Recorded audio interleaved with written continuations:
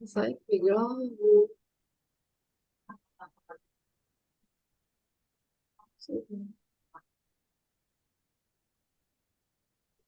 हं.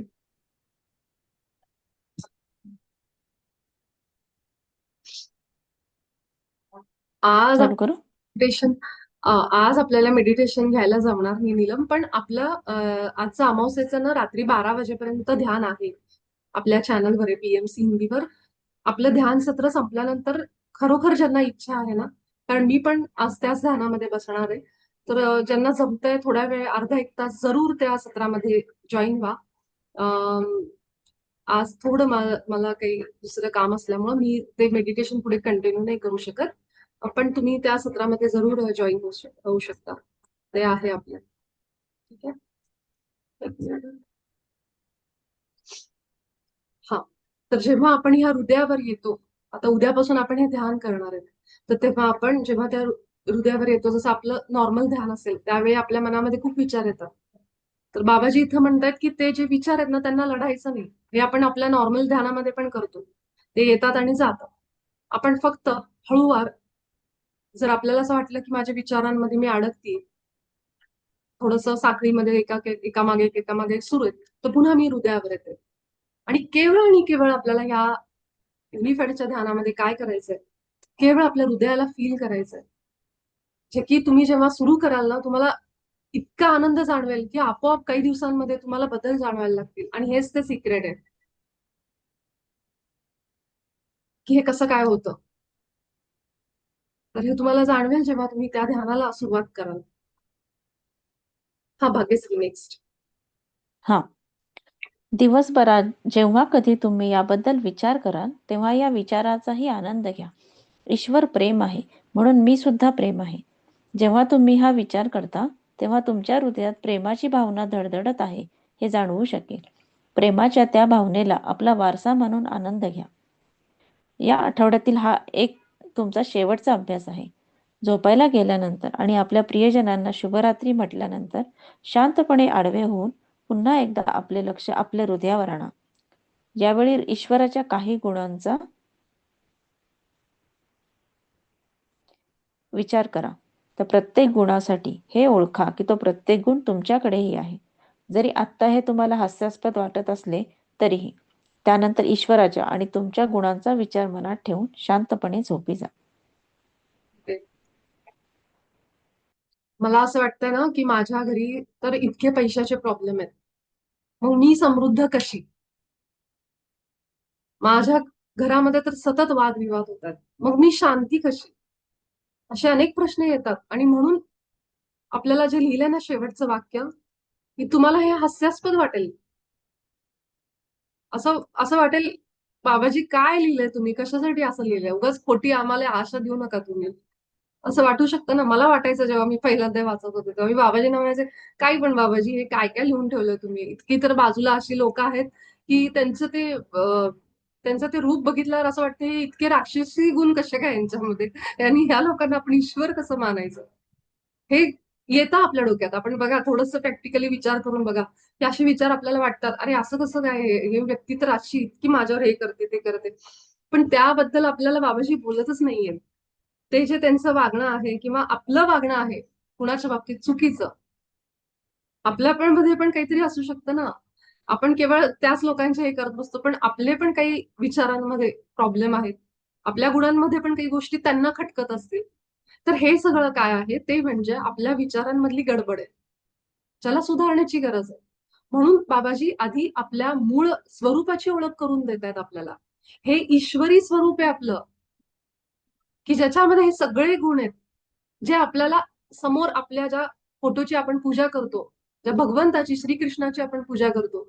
श्रीकृष्ण कसे होते, जर आपण भगवद्गीता वाचली तर आपण किती हृदयामध्ये आतमध्ये जातो. किती जण तर गीतेच्या कितीतरी अशी सत्संग हे ते ऐकायला जातात, त्या ठिकाणी डोळ्यातून अश्रू येतात, की त्यांचा त्याग भावना, त्यांचं प्रेम बघून, की आपल्या आईबद्दलचं प्रेम. यशोदेचे आणि श्रीकृष्णाचे किती प्रसंग आहेत आपल्या ग्रंथांमध्ये, की ते वाचल्यानंतर आपल्याला भरून येतात. श्रीरामांचे किती प्रसंग आहेत, की त्यांनी केवळ दिलेल्या एका कमांडवर ते वनवासाला निघून गेले.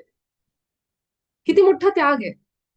मग जे आज आपण श्रीरामांना पूजन करतो भगवंताला, ते कशामुळं? तर त्यांच्या या त्यागासाठी, त्यांच्या या सगळ्या गोष्टींसाठी.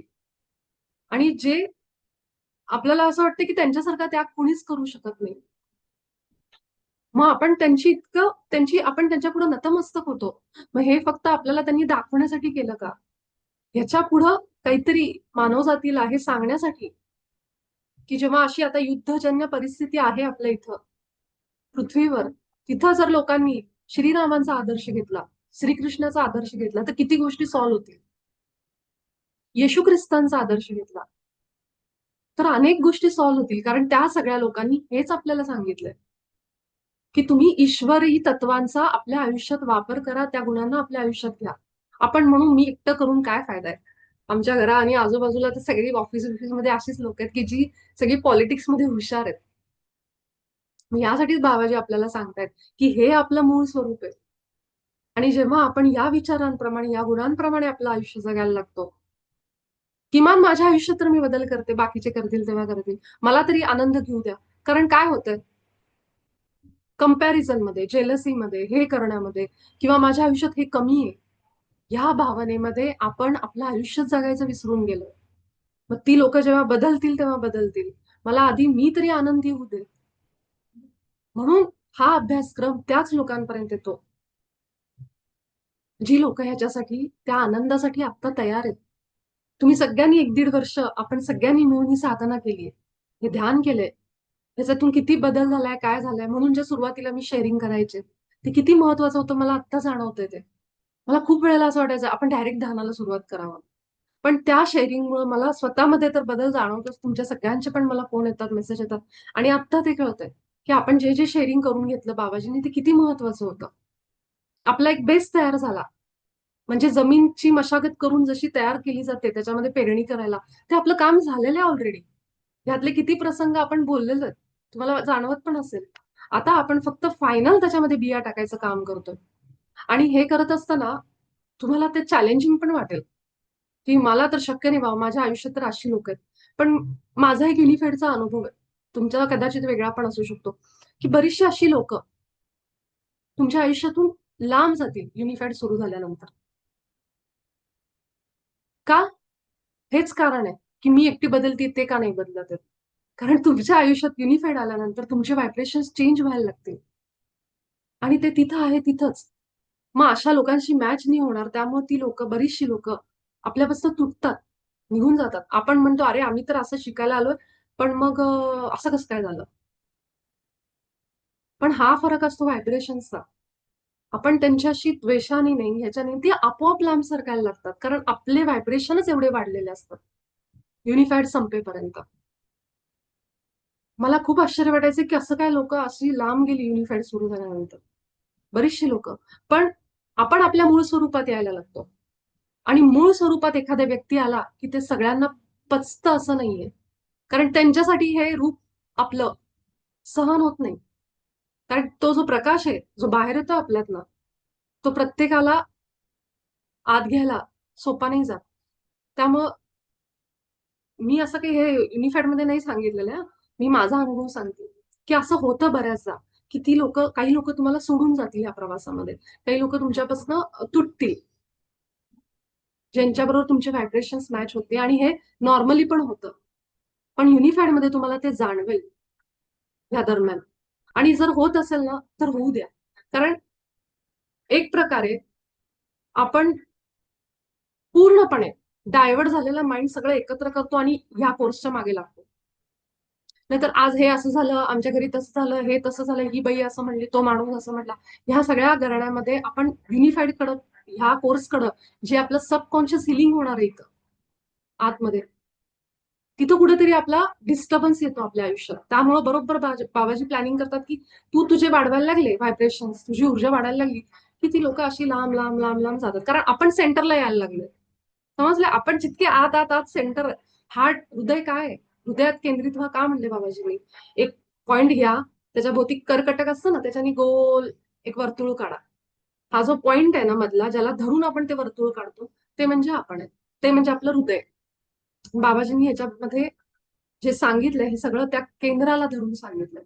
जेव्हा आपण एकाग्र रोज ध्यान जरी करायला लागलो तर हृदयावर अशा आत आत आत आत आत येतो. मग ही जी लोक त्या बाहेर त्या सर्कलमध्ये ती सगळी बाहेर बाहेर बाहेर बाहेर जातात. समजतंय? हे जितकं मला कळलंय, कारण मी हा अनुभव घेतलाय. आणि हे आपल्या चांगल्यासाठी.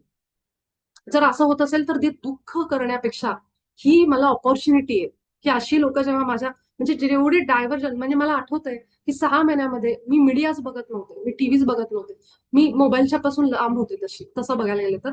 पण टीव्ही वगैरे सगळं सगळं बघणं बंद केलं होतं. इतके फोकस झाले होते मी. म्हणून मला आज जे मास्टर आहेत आपल्या ग्रुपमधले, एक मास्टर आहे, मला ती म्हणली होती की तुझ्यामध्ये युनिफाईड पूर्ण उतरलेलं मी बघू शकते. त्याचं कारणच ते. मी असं नाही म्हणत की मी 100% त्या गुणांनी भरलेली, पण जेवढे गुण आहेत त्याच्यावर माझा फोकस आहे. बाकी मला राग येत असेल, मी चिडचिड करत असेल, त्या गुणांवर मी इतका फोकस नाही करत. तर जे माझ्याकडे जास्ती आहे, जे पारडं जड आहे, त्याच्यात मी अजून टाकायचा प्रयत्न करते. म्हणजे हे आपोआप कधी निघून जाईल कळत पण नाही. समजतंय? दुसरी गोष्ट मी खूप महत्वाचं सांगणार होते. तर आपला फोकस नीट ठेवा. आणि हे जे लोक जात आहेत ह्या सगळ्यांपासून, आणि हे जे आता न्यूज येत आहेत, ह्या न्यूज आपल्याला व्हायब्रेशनवर आपल्या परिणाम करू शकतात. पण आपण बाबाजींनी जे सांगितलंय हे लक्षात ठेवायला लागलो. जेव्हा जेव्हा दिवसभरामध्ये आपल्याला असं वाटलं, काहीतरी एकदम निराशा आली, आपण काय करतो, अफर्मेशन म्हणतो, जे आरती आपल्याबरोबर शेअर करायची. आता हे अफर्मेशन तुमच्या समोर आले की मी ईश्वराच्या प्रतिमेत बनलो. ईश्वर प्रेम आहे म्हणून मी पण प्रेम आहे. माझे वडील जे आहेत तेच मी आहे. ते प्रकाश आहेत तर मी प्रकाश आहे. प्रकाश म्हणजे काय, की कुणाला तरी काहीतरी चांगला सल्ला देणं, काहीतरी चांगलं सांगणं, ज्ञान देणं कुणाला तरी. मी जिथं जाईल तिथं मी आनंद घेऊन जाते. माझ्या जाण्याने लोकांमध्ये, बरं काही जण असते ना, आपल्याला काही सगळ्यांना खुश करत करत करत असं आशा नाहीये. पण किमान गेल्यानंतर आपण तिथं गेल्यानंतर किमान आपण आपल्या आपल्या सेंटरमध्ये तर राहू शकतो, हे आपण करू शकतो. आणि ही जी काही प्रेमाची भावना आपल्यामध्ये धडधडत आहे, जसं इथे बाबाजींनी सांगितले की तुमच्या हृदयाला फील करायला शिका. म्हणजे सेंटरला या, सेंटरला या, सेंटरला या. जिथं कुठं भरकटलेलं सगळं आत घ्या आता. मग जे निघायचे तुटून जायचेत ना सगळे, ते लांब जातील तुमच्यापासून. आणि मग ती लांब गेलेली एक संधी तुम्हाला मिळालीये. आता तुम्ही पूर्ण फोकसनी एकाग्र होऊन या कोर्सचा वापर करून घ्या आयुष्यामध्ये.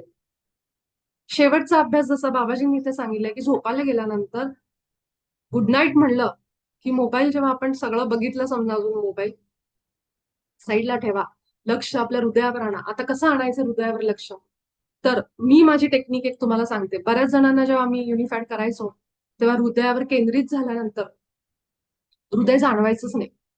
त्याच्यासाठी मी काय करायचे, माझे हात ठेवायचे, बरेच जण हात पण ठेवायचे असे, कारण ते होतं आपल्याला फील नाही होत पहिल्यांदा. आणि मग जो येणारा जाणारा श्वास आहे तो आपल्या हृदयात फील करायचा, त्याची हालचाल मुवमेंट फील करायची. आता अजून एक मी त्याच्यात ऍड केलंय, जे मी नुकतंच करून बघितलं.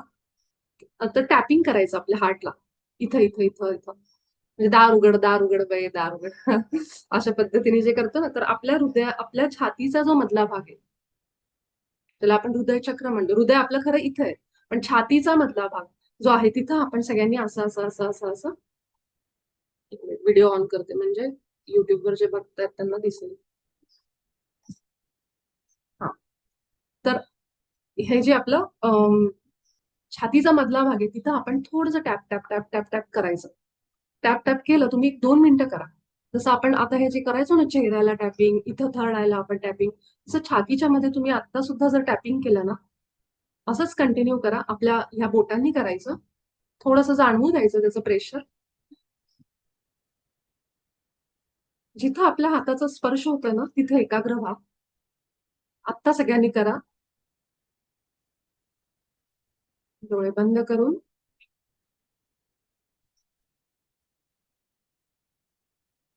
चालू ठेवा.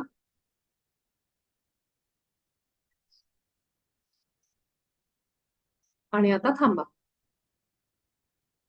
आणि डोळे बंद करून फील करा ती जागा जिथं आपण आता टॅप टॅप टॅप केलंय.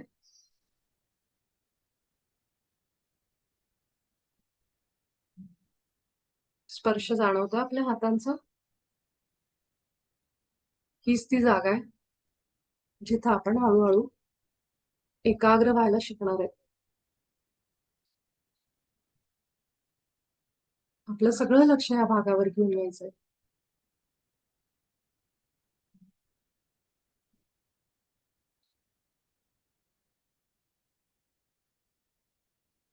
आणि आता आपण डोळे मिटलेतच, तर आपल्या ईश्वराला सगळ्यात आधी आठवा. जी कुठली इष्ट देवता, ईश्वर,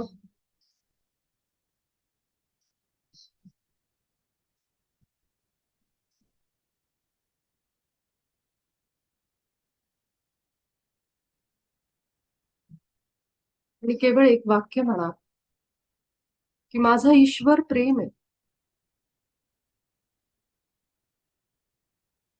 मी सुद्धा प्रेम आहे.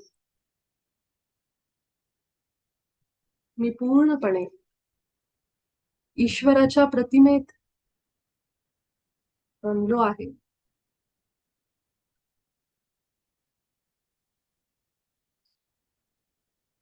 एक मोठा श्वास घ्या आणि हळूवार डोळे उघडा. या पद्धतीने आपण सगळेजण आपल्या हृदयामध्ये रोज सेंटर होणार आहे पुढच्या आठवड्यामध्ये. आणि ते सगळे गुण आपण काही लिस्ट बनवणार आहोत, जे इथं चॅट बॉक्स मध्ये आहे त्याच्यावरून, आणि जे बाबाजींनी सांगितले पुस्तकामध्ये. आणि त्या सगळ्या गुणांना, क्वालिटीजला आपल्या आतमध्ये आपण बघणार आहोत. आणि हे जेव्हा आपण करू त्याचा खूप मोठा परिणाम आपल्याला जाणवायला लागेल. मी खात्रीने तुम्हाला सांगू शकते की हे आपण नुसतं पुस्तक वाचन करत नाहीत आहोत, आपण ह्या सगळ्या बिया रोवतो. जेव्हा मी हिंदीमध्ये, सरांनी माझा युनिफाईड कोर्स कम्प्लीट झाल्यानंतर सरांनी हिंदीच्या याच्यामध्ये मला ऍडमिन बनवलं होतं, त्यांच्या टीम मध्ये घेतलं होतं. ते सरांचे, शैलेश सरांचे खूप मोठे ब्लेसिंग्स आहेत माझ्यावर, की जेव्हा मला त्यांच्या टीम बरोबर काम करायला मिळालं तिथं, त्यांचे व्हिडिओज बनवले. मी सरांना स्वतःहून म्हणलं होतं की मला क्रिएटिव्हिटी आवडती, तुम्ही मला काहीतरी व्हिडिओज वगैरे बनवायचं काम द्या, मी करेन. आणि त्यावेळेस मी ते व्हिडिओ बनवले तेव्हा मला काही येत नव्हतं, तर मी ते करायचे बघत, शिकत, गुगलवरून किंवा ह्याच्यावरून त्याचं करून घेतलं.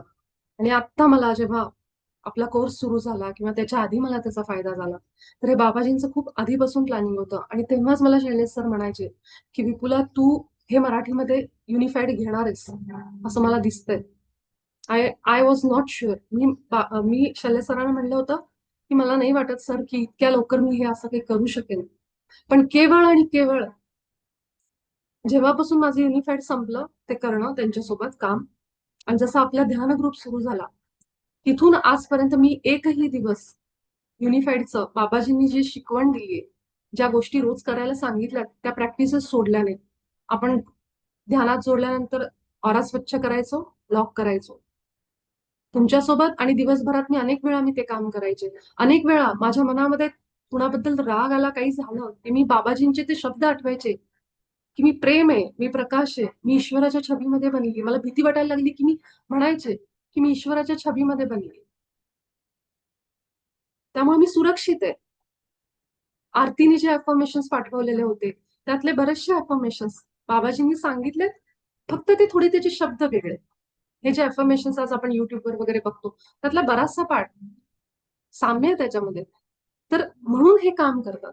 पण अफर्मेशन आपण डोळे उघडून म्हणत असतो किंवा कुठल्या तरी वेळी म्हणतो, पण युनिफाईड मध्ये आपल्याला अनेक गोष्टी आहेत पुढे जाऊन, की ज्या विचारांसोबतच असे काही विचार किंवा ह्या गोष्टी ह्याच्यासोबत आपल्याला ते टेक्निक सुद्धा सांगितलेत की कसं आपण एका ध्यानामध्ये जो काही प्रॉब्लेम आहे तो सॉल्व्ह करू शकतो. आणि केवळ हे मी सोडलं नाही करायचं, म्हणून मी आज त्या आयुष्यामध्ये आहे ज्याची मी कधी कल्पना केली नव्हती. फक्त ध्यान ग्रुप किंवा हे युनिफाईड सुरू करणं किंवा हे नाही, ओव्हरऑल एक आनंद, एक समाधान जे असतं माणसामध्ये, ते मी केवळ अनुभव करतेय. आणि मला कुठेही कमी जाणवत नाही कुठल्याच गोष्टीची, कारण हे आपल्या मानण्यावर आहे की आपण कसं सुख मानतो. आणि त्याच्यासाठी बाबाजी आपल्याला तयार करतात त्याच्यामध्ये, असे विचारच बदलतात आपले, कारण सगळा खेळ विचारांचा आहे. माणूस पैशाने किती श्रीमंत असेल पण विचारांनी तो गरीब असेल, त्याला वाटत असेल की माझ्याकडे हे कमी आहे ते कमी आहे, तर त्याला कुणीच श्रीमंत नाही करू शकत. तो किती हुशार आहे, अभ्यासात किती हुशार आहे, सगळं आपल्याला दिसतंय, परीक्षेत चांगले मार्क्स आहेत, पण त्याला आतून वाटत असेल मी अजून कमीच आहे. घरातले सांगतात अरे नाही तू बरोबर केलं, छान मार्क्स मिळाले तुला, पण त्याला आतून असं वाटतंय. तर त्याचे विचार बदलून त्याचे डोक्यातून कुणीच काढू शकत नाही.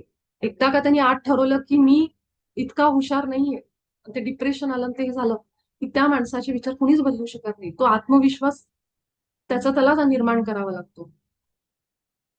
त्यामुळं आपण सगळेजण उद्या भेटू आणि ह्यावर आपण ध्यान करू. उद्या गुढीपाडव्याचा दिवस आहे. मला माहितीये समजा कोणाला नाही जमलं, हरकत नाही. YouTubeवर बघून तुम्ही सत्र करा पूर्ण. कारण घरोघरी सण असल्यामुळं वेळ मिळेलच असं नाही. तर आपल्याला रिलॅक्स वेळ पाहिजे उद्या. कारण पहिलं ध्यान आपलं होणार आहे. पण ते ध्यान मला घ्यायचंय कारण गुढीपाडव्याचा दिवस आहे. त्यामुळे. ठीक आहे? तर एकदा मी PDF पाठवते. आरामात वाचा. ह्याच्यामध्ये छोट्या काही मिस्टेक्स आहेत. कारण त्या प्रूफ रिडिंगचं काम अजून चालू आहे. तर ते सोडून द्या. पण जी काही वाक्य आहेत, ती त्याच्यावर फोकस ठेवा. मी उद्या सगळ्यांबरोबर PDF शेअर करते. आणि आज झोपण्याआधी ईश्वराचे ते गुण आठवा, की जे तुमच्यात आहेत. म्हणा, जे बाबाजींनी आपल्याला सांगितलं तो अभ्यास आपण करू शकतो. आणि हेही वाक्य म्हणा, की मी ईश्वराच्या प्रतिमेत बनलो गेलो आहे. ती जी प्रेझेंटेशन आहे PPT, ती पण मी त्याचा फोटो पाठवते ग्रुपमध्ये. सोबतच जे आपण आज अभ्यास जे शिकलोय त्याचा अभ्यास करा. अजून एक खरं राहिलंय गोष्ट मी विसरले, पण ठीक आहे हरकत नाही. आपण उद्या कंटिन्यू करू. तर आपण सगळेजण भेटू उद्याच्या सत्रामध्ये. थँक्यू भाग्यश्री. तुमच्या सगळ्यांचे खूप खूप आभार. थँक्यू. थँक्यू बाबाजी. थँक्यू.